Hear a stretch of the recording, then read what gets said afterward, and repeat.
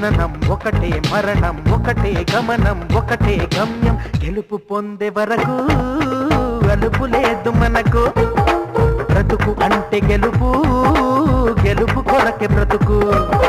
కష్టాలు రాని కన్నీళ్లు రాని ఏమైనా కానీ ఎదురేది రాని. ఓడిపోవద్దు, రాజీ పడొద్దు, నిద్రే నీకొద్దు, నింగి నీ హద్దు. ఒకటే జననం ఒకటే మరణం